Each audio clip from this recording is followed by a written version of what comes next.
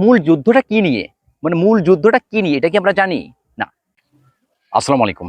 কথা বলবো আমেরিকা এবং ইরানের যুদ্ধকে কেন্দ্র করে এবং ইসরায়েলের যুদ্ধ।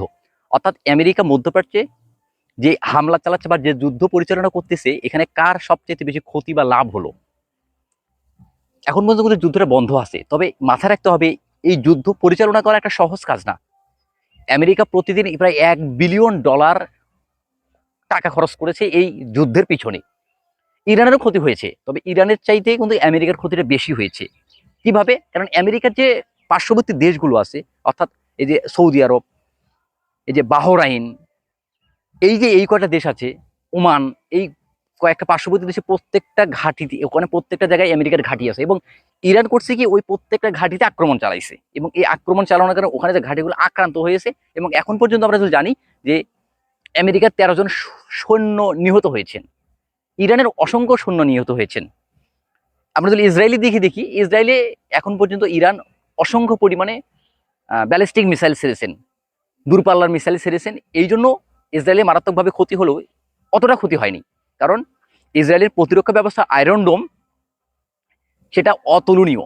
সেটা পৃথিবীর যে কোনো হামলা থেকে রক্ষা করার মতো তাদের গুরুত্বপূর্ণ ভূমিকা রাখে। যদিও সামনে একটা প্রবলেম হয়েছিল, ব্যালিস্টিক মিসাইল তারা রক্ষা করতে পারেনি।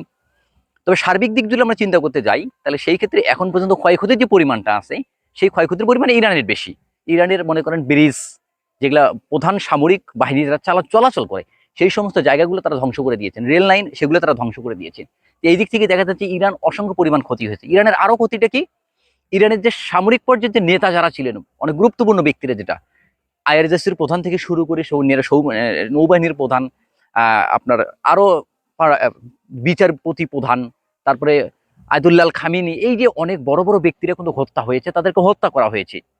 এখন পাকিস্তানের মধ্যস্থতায় যে সামরিক একটা 14 দিনের একটা যুদ্ধ বন্ধের একটা নিয়ম তারা পার করেছেন, অর্থাৎ 14 দিনের জন্য কোনো যুদ্ধ হবে না, কিন্তু এর মধ্যে কিন্তু যুদ্ধ বন্ধ নেই, যুদ্ধ চলতেছে।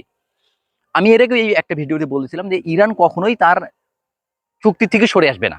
ইরানের এটা, মানে ইরানের জনগণ তো মরতে শিখেছে এক কথায়, যেহেতু যখন একটা জাতি মরতে শেখে তখন আর তাদের কোনো কিছু লাগে না। এই জন্য ইরান আর পিছনের দিকে তাকাবেন, ইরান সামনের দিকে আসেন, এগিয়ে যাচ্ছেন। তো এই মুহূর্তে সবচেয়ে বেশি ক্ষতিগ্রস্ত হচ্ছে ইরান, কারণ ইরানের এমনিতেই তারা একটা দেশ, যুদ্ধগ্রস্ত দেশ, এবং তাদের সামরিক অর্থনৈতিকভাবে অনেকটা পঙ্গু বলা যায়। এবং ইরান যে সমস্ত 10টা চুক্তি দিয়েছে আমেরিকাকে, আবার আমেরিকাও পাল্টা 10টা চুক্তি দিয়েছে, এই চুক্তি কেউ কারোটা মানবে না। আসলে মূল যুদ্ধটা কি নিয়ে, মানে মূল যুদ্ধটা কি নিয়ে এটা কি আমরা জানি না। মূল যুদ্ধটা হলো আধিপত্যবাদ বিস্তারকে কেন্দ্র করে, অর্থাৎ মধ্যপ্রাচ্যে ইরান একক একটা আধিপত্যবাদ বিস্তার করতে চাচ্ছে এবং ইসরায়েল রাষ্ট্রের অস্তিত্বকে ইরান কখনোই স্বীকার করে না। এখানে মূল যুদ্ধটার মূল কারণ। যেহেতু আপনাদের মাথায় রাখতে হবে যে 24 সালের যে প্রথম যে আক্রমণটা চালায়, সেটা কিন্তু হিজবুল্লাহ চালাইছিল 7ই অক্টোবরে। একদিনে তারা 1200 মানুষকে হত্যা করে ওখান থেকে। কারণ ইরান কোনোভাবে চায় না যে মধ্যপ্রাচ্যে একটা ইহুদি রাষ্ট্র থাকুক, ইহুদি রাষ্ট্র অর্থাৎ ইসরায়েল থাকুক, এটা ইরান কোনোভাবে চায় না। এটাই মূল কারণ। কিন্তু মার্কিন যুক্তরাষ্ট্র তার সামরিক শক্তি ধরে রাখার জন্য এবং তার আধিপত্যবাদ ধরে রাখার জন্য ইসরায়েলকে এই মধ্যপ্রাচ্যে রাখবেই। এটাই মূলত মূল যুদ্ধ, আদর্শিক একটা যুদ্ধ, যে ইহুদিরা এই মধ্যপ্রাচ্যে ফিলিস্তিনিদের সঙ্গে, ওই যে ফিলিস্তিনিকে একটু একটু মেরে মেরে যে জায়গাটা দখল করছে আজকে ইহুদিরা, এটা কখনোই ইরান চায়নি। এবং হিজবুল্লাহ, হুতি, হামাস, এই যে মনে করেন যে সংগঠনগুলো, এই সংগঠনগুলো কিন্তু সম্পূর্ণই ইরানের হয়ে কাজ করে এবং তার বিরুদ্ধে, আমেরিকার বিরুদ্ধে এবং ইসরায়েলের বিরুদ্ধে। মূল যুদ্ধটা কিন্তু এটাই, যে কোনোভাবেই যেন মধ্যপ্রাচ্যে ইহুদিরা না টিকে থাকে। আর ইহুদির কথা যে আমরা টিকে থাকার জন্য আমরা যা করা থাকে তাই করবো, এটাই, এর বিষয়ে অন্য কোনো কিছু নেই। এখন দেখা যাক কে টিকে থাকে শেষ পর্যন্ত। তবে দিন শেষে ইসরায়েল যে একবারে বিলুপ্তি হবে এখান থেকে, আবার ইরান যে একবারে ধ্বংস হয়ে যাবে, এটা কিন্তু না।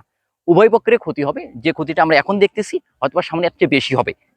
অনুগ্রহ করে আপনাদের মতামত অবশ্যই কমেন্টে জানাবেন। আর ভিডিওটি ভালো লাগলে লাইক, কমেন্ট, শেয়ার করবেন। আর চ্যানেলটিকে অবশ্যই সাবস্ক্রাইব করবেন। আসসালামু আলাইকুম।